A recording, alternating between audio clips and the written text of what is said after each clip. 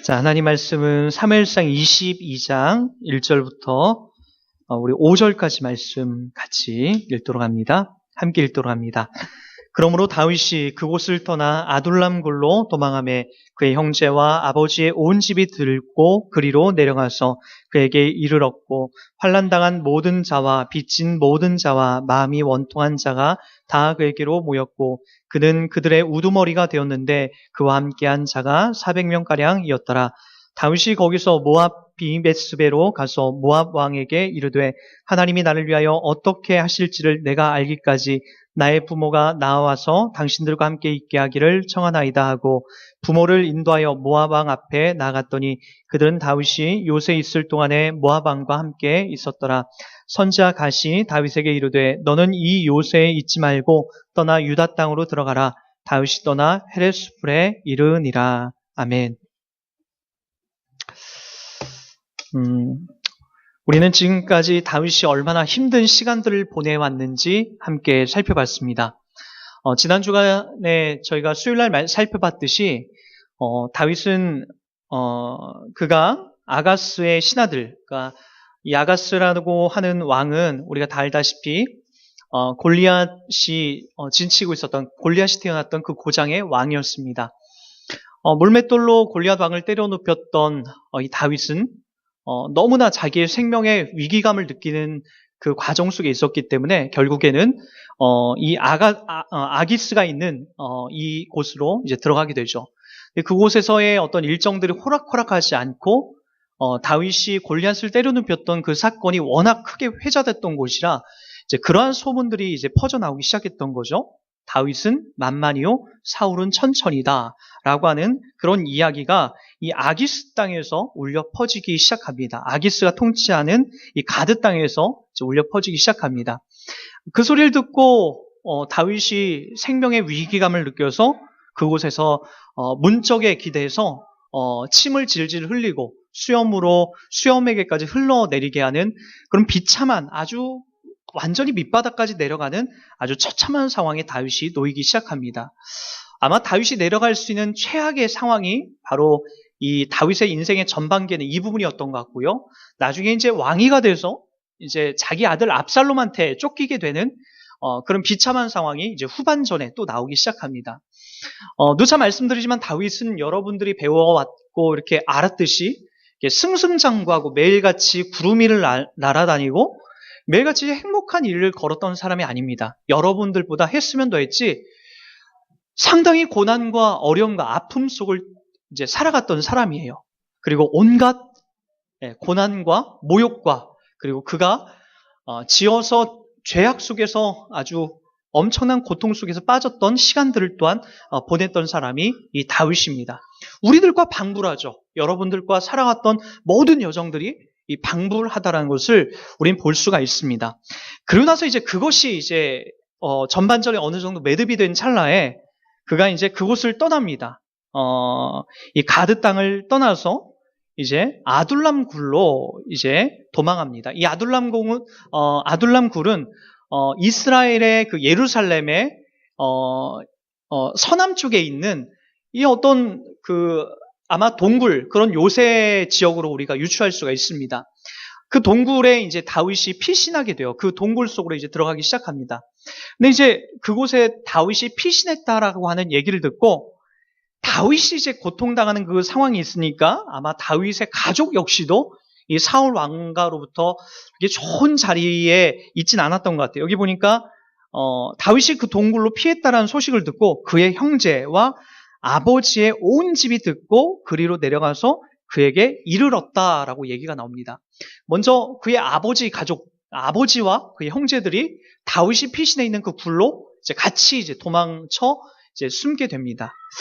그러고 나서 이제 우리가 유심히 봐야 될 게 이제 2절에 있는 내용입니다. 우리 한번 2절 말씀 한번 다 같이 읽어볼게요. 시작. 환난당한 모든 자와 빚진 모든 자와 마음이 원통한 자가 다 그에게 모였고 그는 그들의 우두머리가 되었는데 그와 함께한 자가 400명가량이었더라 라고 하는 이 부분이 되는 거죠. 저는 이제 이 부분을 딱 보게 되니까 왜 하나님이 다윗을 왜 이런 고통과 어려움 속에 그를 몰아넣었을까라고 하는 것이 이제 딱 이해가 되기 시작하는 거예요. 다윗은 여러분 다 알다시피 골리앗 때려눕히고 나서 그의 이름과 명성이 높아짐과 동시에 바로 밑바닥으로 내려와서 생명의 위기감을 느낍니다. 그리고 자기 장인으로부터 창을 맞아 죽을 고비를 여러 차례 넘겨와요. 그리고 도망당입니다. 자기 생명을 살려내려고. 그러한 억울한 일들, 그러니까 도망다니면서도 그걸 느꼈을 거예요. 내가 왜 도망가야 되는 거지? 내가 골리앗을 때려눕힌 민족의 영웅인데, 내가 이 선한 일을 하고 우리 민족을 살려놨는데 내가 왜 도망가야 되는 거지? 그리고 일찍이 사울 왕으로부터 기름 부음까지 받았어요. 너는 차후에 이스라엘의 왕이 될 것이다 라고 하는 그런 약속까지 받아놓은 사람이에요. 요나단으로부터도 그 약속을 받았고요. 나는 아니지만 너는 왕이 될 것이다 라고 하는 그 요나단의 그 이야기까지 들었던 사람이에요. 내 지금 현실은 그런 현실 속에 있지 못해요. 내 생명 하나 살리려고 미친 척하면서 그렇게 도망 다녀야 되는 처지가 되고 만 사람이 누구였다라고요? 다윗이었다라고요. 왜 하나님께서 그를 그러한 아주 웃지 못할 현장 속에 자꾸 밀어넣는지 우리는 쉽게 그 부분을 이해하지 못합니다. 그러나 이 부분에 와서 이제 조금 그 부분이 이해가 가요. 보니까 다윗에게 누가 지금 오기 시작하냐면은 자기의 형제와 아버지가 일단 와요. 왜요? 지금 다윗 때문에 같이 피해를 보고 억울한 상황에 있는 사람들이 다윗의 아버지요 그의 형제들이거든요. 사울왕은 다윗을 미워했을 뿐만 아니라 아마 다윗이 왕이 될 수도 있으니까 다윗이 아니면 그의 형제들 중에 누군가 또 왕이 될 수 있겠다라는 생각을 분명히 했을 거예요. 핍박을 가하죠. 다윗의 아버지를 핍박을 가하고 그 다음에 다윗의 형님들의 핍박을 가하죠. 그것을 피해서 지금 다윗에게 달려온 사람들이 바로 다윗의 가족들이라는 거죠. 두 번째가 누굴까요? 여기 보니까 누군진 몰라요. 그러나 무명의 사람들이 등장하기 시작하는데 첫째 보니까 환난당한 모든 자예요. 환난당한 모든 자. 그리고 빚진 모든 자. 그리고 세 번째 누구죠? 마음이 원통한 자. 이런 사람들이 지금 아둘람 굴 속으로 모이기 시작했다라는 거예요. 여러분 누구보다도 이 마음, 환난당한 모든 자, 빚진 모든 자, 마음이 원통한 자를 이렇게 어루만져 줄 수 있는 사람이 지금 누구 같습니까? 지금 이 시점에서는 누구죠? 다윗이에요, 다윗. 하나님은 지금 눈에 잘 안 보여요. 이러한 마음, 이러한 상황을 가장 어루만져 줄 수 있는 사람이 누구겠어요? 다윗이라니까요. 왜요? 다윗만큼 이러한 고통과 이러한 환난과 이러한 빚진 자의 마음으로 마음이 원통함을 갖고 살아가는 사람은 지금 없어요. 내가 너희들의 마음을 누구보다도 잘 안다라는 거죠. 그래서 다윗은 이러한 사람들이 기꺼이 자기에게 오는 것을 마다하지 않습니다. 와서 누구와? 다윗과 함께 이 아둘람 공동체를 지금 만들어가고 있다는 거예요. 왜 하나님이 다윗에게 이러한 길을 가게 했을까? 여러분 조금 보이지 않습니까? 그 길을, 그 고통을 당해보지 않은 사람은 몰라요. 고기도 씹어본 사람이 먹을 줄 안다라고 하죠. 먹어본 사람이 씹을 줄 안다라고 하죠. 고난과 고통도 당해본 사람이 그와 같은 일들을 경험하고 위로하고 여러분 그런 같은 마음을 느낄 수 있게 되는 거죠. 여러분 우리들에게 와서 이런 일들을 가장 많이 하신 분이 있죠. 우리 구주 예수님께서도 여러분 이러한 일들을 가장 우리들 삶에 많이 담아내셨어요. 히브리서에 가면 보면은 이러한 말들로 우리들 가운데 약속합니다. 히브리서 4장 우리 한번 14절부터 16절 한번 보세요. 히브리서 4장 14절부터 16절입니다. 한번 찾아볼까요?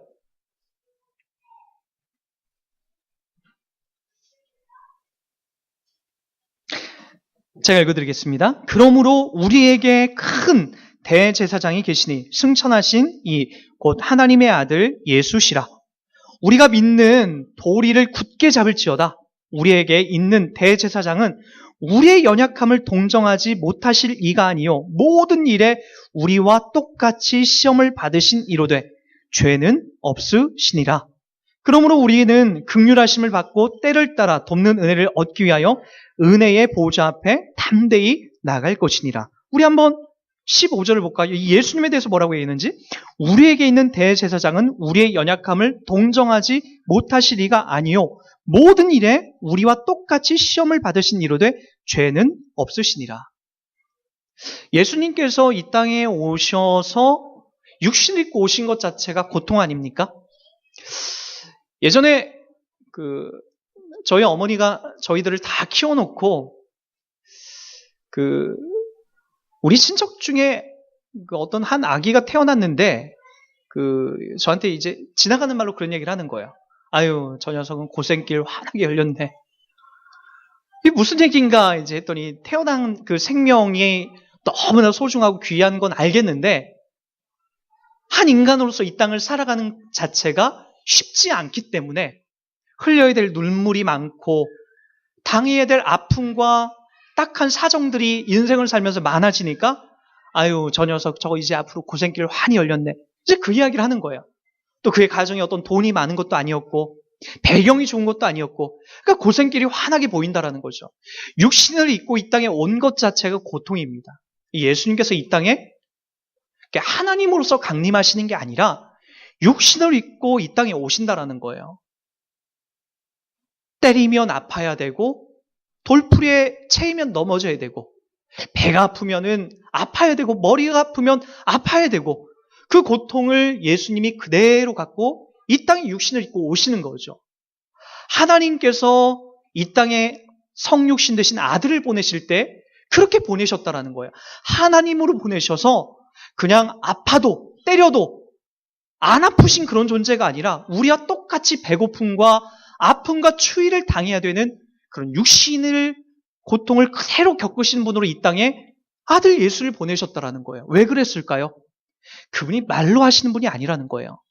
우리를 말로만 사랑하시는 분이 아니라 우리와 똑같이 아파하시고 우리와 똑같이 고통당하시고 우리와 똑같이 괴로움을 당하시는 그런 자리에 그분이 서시더라는 거예요. 여러분, 그분이 이 땅에 오셔서 살아가신 여정도 그렇죠. 그분이 때리면 아프시고 못이 박히시면 고통스러운 거예요. 그 자리가 어디입니까? 십자가예요. 십자가.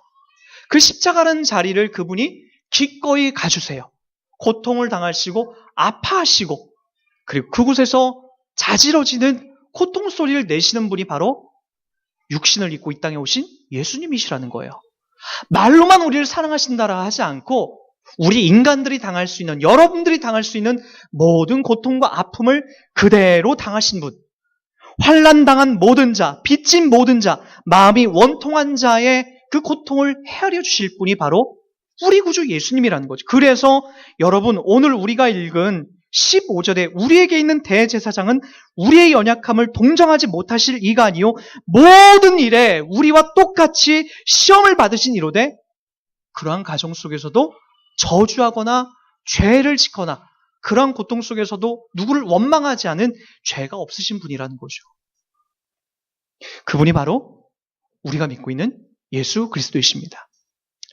여러분, 그렇기 때문에 우리가 고통당하는 그 고통을, 그리고 우리가 아픔당하는 아픔을, 그리고 우리가 억울하고 원통한 그 사정을 누구보다도 잘 아시는 분이 우리 주님이 되시는 거죠. 근데 우리는 그걸 받아들인 것을 이렇게 쉽게 잘 받아들이지 않습니다. 우리가 억울하고 고통당하고 아파하는 것이 마치 부끄러운 일이 되는 것 같고, 그리고 이게 신앙이 없고 믿음이 없어서 당하는 거라고 우리가 착각을 많이 합니다. 여러분, 우리 마태복음 5장으로 한번 가보세요. 5장 4장부터 좀 볼게요. 4장 23절을 보세요. 4장 23절 부터 25절까지 보고 제가 5장을 조금만 더 읽어드릴게요. 4장 23절을 다 같이 볼까요? 예수께서 온 갈릴리에 두루 다니사 그들의 회당에서 가르치시며 천국 복음을 전파하시며 백성 중에 모든 병과 모든 약한 것을 고치시니 그의 소문이 온 수리아에 퍼진지라. 사람들이 모든 앓는 자, 곧 각종 병에 걸려서 고통당하는 자, 귀신 들린 자, 간질하는 자, 중풍병자들을 데려오니 그들을 고치시더라. 갈릴리와 데가볼리와 예루살렘과 유대와 요단강 건너편에서 수많은 무리가 따르니라. 여기 보니까 어떤 자들이 예수님께 나온다고 했죠? 보니까 여기 천국 복음을 전파하신 백성 중에 모든 병과 모든 약한 것을 고치시는데 24절 보세요. 그의 소문이 온 수리에 퍼지는데 사람들이 모였는데 보세요. 곧 각종 병에 걸려서 고통당하는 자, 귀신 들린 자, 간질하는 자, 중풍병자들을 데려오니 그들을 고치시더라 라고 얘기합니다. 이 사람들이 어떤 사람일까요? 다윗이 지금 만나고 있는 사람들이죠. 환난당하는 자, 빚진 자, 마음이 원통한 자들이에요. 병 걸린 것도 억울한 한데 이 당시에는요, 여기 보니까 고통당하고 귀신 들리고 간질하고 중풍병 걸린 사람들은요, 이거 하나님 앞에 무슨 중한 벌을 받았기 때문에 저들은 멸망받을 자라고 그렇게 치부가 됐어요. 그러니까 지금 식대로 따지면 여러분들 속에서 어떤 이러한 비슷한 유형의 질병이 있다. 그거는 여러분 하나님으로부터 큰 저주를 받은 거예요. 더 과격하게 나간다면 구원받지 못할 자들이에요. 하나님이 저주해서 죽이기로 작정했는데 무슨 구원이 있느냐라고 그렇게 외칠 수 있는 사람들이라고요. 근데 지금 누가 그들을 초청한다라고요? 하나님께서, 예수님께서 이 땅에 오셔서 그들을 초청하시는 거예요. 그리고 나서 5장이 시작되는 거죠. 예수께서 무리를 보시고 산에 올라 앉으시니 제자들이 나오는지라. 누구를? 무리들을 보고, 여기 고침받은 이 무리들, 이 많은 사람들, 이 자리에 초청되어 온 많은 사람들을 보고 고침받아서 회복되어서 소망과 가망이 없다라고 여겼던 사람들에게 지금 주님이 외치는 거죠. 입을 열어 가르쳐 이르시되 심령이 가난한 자는 복이 있나니 천국이 누구다? 그들의 것이다. 애통하는 자는 복이 있나니 그들이 위로를 받을 것이다. 온유한 자는 복이 있나니 그들을 땅을 기업으로 받을 것이다. 의에 줄이고 목마른 자는 복이 있나니 그들이 배부를 것입니다. 긍휼히 여기는 자는 복이 있나니 그들이 긍휼함이 여길 것이다. 마음이 청결한 자는 복이 있나니 그들이 하나님을 볼 것이요. 화평하게 하는 자는 복이 있나니 그들이 하나님의 아들이라 일컬음을 받을 것이요. 의를 위하여 박해를 받는 자는 복이 있나니 천국이 그들일 것입니다. 나로 말미암아 너희를 욕하고 박해하고 거짓으로 너희를 거슬러 모든 악한 말을 할 때에는 너희에게 복이 있나니 기뻐하고 즐거워하라. 하늘에서 너희의 상이 큼이라. 너희 전에 있는 선지자들도 이같이 박해하였느니라. 누구에게 복이 있다라고 하죠? 부자에게 복이 있다라고 얘기하잖아요. 똑똑하고 많이 배우고 하나님 말씀을 통달하는 사람에게 복이 있다라고 얘기하잖아요. 누구에게? 여기 보니까 모든 앓는 자, 곧 각종 병에 걸려서 고통당하는 자, 그 당시에 더 이상 가망이 없다라고 여겼던 사람들에게. 그래서 심령이 가난한 자는 복이 있나니, 애통하는 자는 복이 있나니, 온유한 자는 복이 있나니 라고 얘기하는 거예요. 어떤 그림인지 알겠습니까? 우리가 말하는 복과는 너무나 다른 거죠. 우리가 말하는 복은 뭡니까? 우리의 집이 두 채, 세 채 되신 사람이 복이 있나니, 아들을, 자녀들을 서울대학교 보내고 미국에 유학 보낸 사람들, 아주 훌륭하게 박사학위 서너 개 받은 사람들이 복이 있다라고 우리는 그렇게 얘기하지만 성경은 그와 같은 것으로 끌어가지 않는다라는 거예요.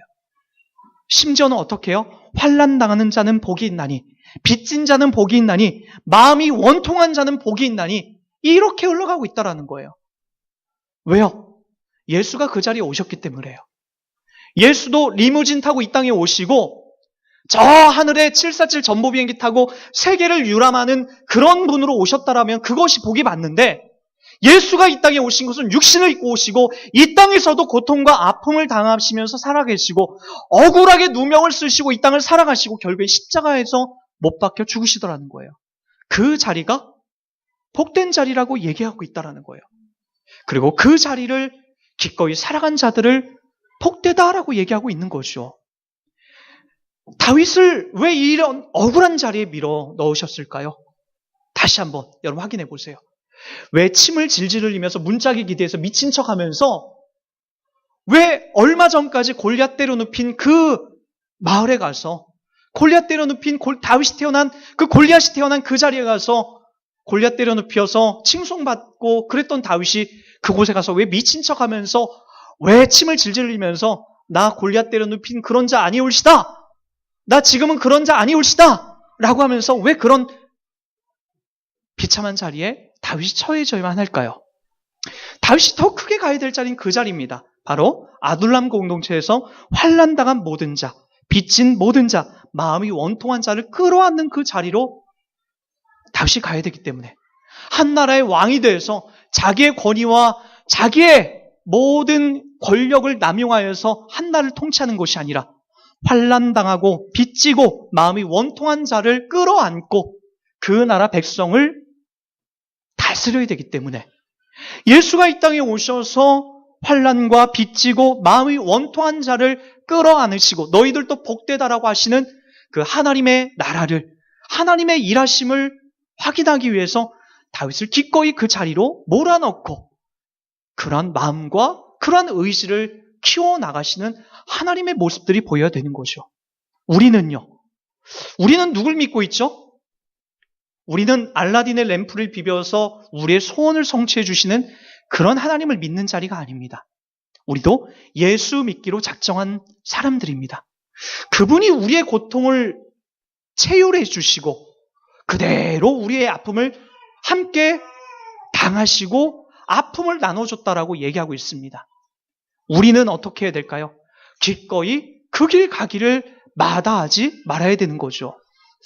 여러분, 마태복음 5장에 와서 이 이야기들은 점점 어디까지 흘러간지 아십니까? 우리 한번 5장 38절입니다.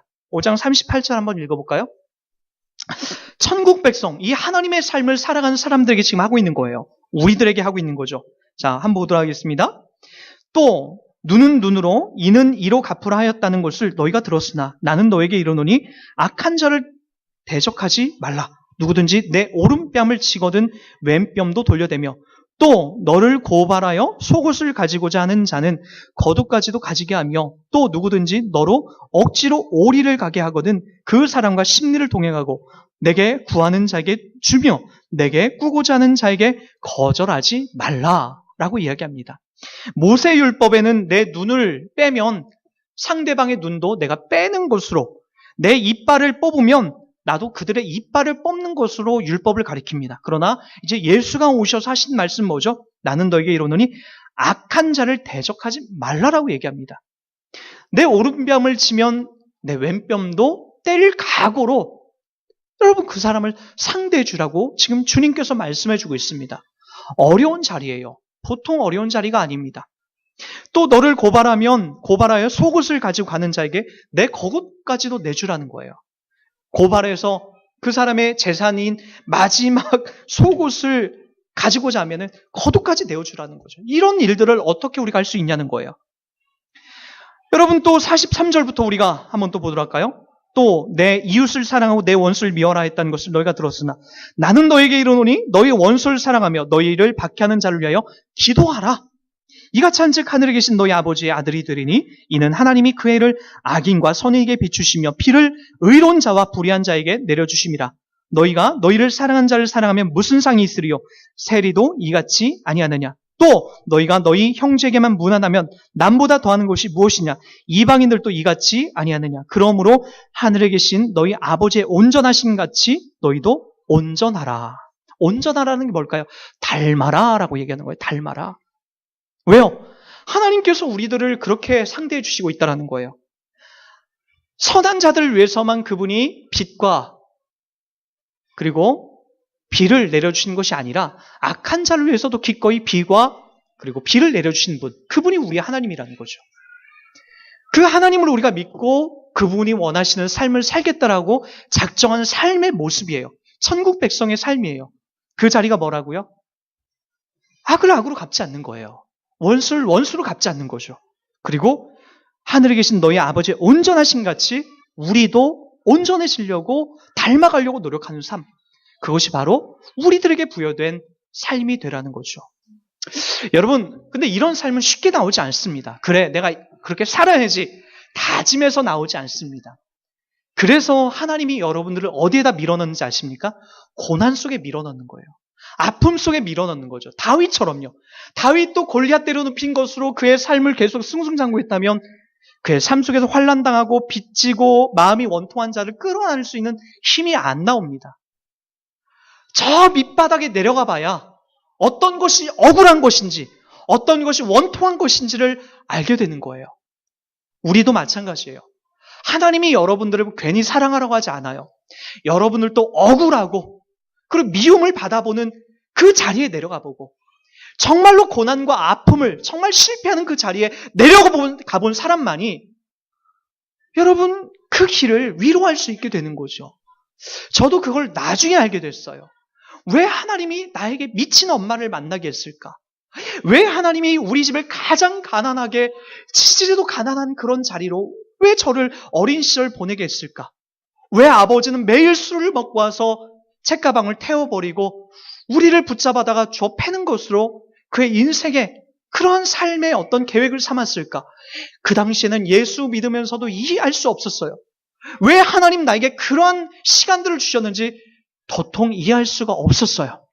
시간이 지나고 모든 것이 좀 정리가 되니까 더 이상 흘릴 눈물도 없이 그런 시간들을 그냥 어안이 벙벙해서 살아와서 지금 살아가고 보니까 그런 것들을 알겠는 거예요. 그 길을 가보지 않고 성도를 끌어안는다라는 것, 그 길을 가보지 않고 죽음과 고통당하는 자를 이해한다는 것은 여러분 너무나 말도 안 되는 거더라고요. 그 길을 가보고 그런 고통의 자리에 서 있어야 봐야만이, 가봐야만이 여러분 그러한 힘과 그러한 끌어안음이 그제서야 나오는 거예요. 그래서 예수도 이 땅에 육신을 입고 오신 거예요. 여러분들의 아픔과 고통이 무엇인지 여러분 체울해 보시고자, 저 십자가에서의 죽음과 고통이 무엇인지 그분이 체울해 보시고자, 여러분들의 고통과 아픔을 이해해 보시고자 그분이 이 땅에 그렇게 오신 거죠. 여러분들도 마찬가지입니다. 왜 하나님이 나에게 이런 자리를 주시는가? 그것은 여러분들이 원수된 자를 기도하고 그를 사랑하는 자리로 하나님 끌어안기 위해서 여러분을 낮추시는 작업이죠. 그리고 그들에게 나중에 해줄 말들이 있게 되는 거죠. 그렇게 살면 안 돼가 아니라 나도 그러한 고통과 아픔을 당해봤어. 얼마나 힘들고 얼마나 아팠어. 그렇게 여러분이 위로하고 그를 끌어안는 자리로 가기 위해서 하나님의 백성으로서 하나님의 나라를 사는 그 방법을 키워가기 위해서 여러분을 지금도 그 자리로 이끌어 가시는 거죠. 사랑하는 여러분, 그러게 여러분들이 이 땅을 살아가는 그 삶의 자리를 오해하지 않았으면 좋겠습니다. 날 미워하고 날 싫어해서 하나님이 나를 저 밑바닥에 자꾸만 내려놓는가 보다. 아니에요. 가장 억울했던 사람은 다윗이었을 거예요. 그러나 다윗은 결국에 그러한 삶을 통해서 하나님 앞에 찬송과 영광을 돌립니다. 우리 역시도 우리에게 부여된 이 삶을 기꺼이 살아가시고 그 자리에서도 여러분 찬송하고 감사를 담아내십시오.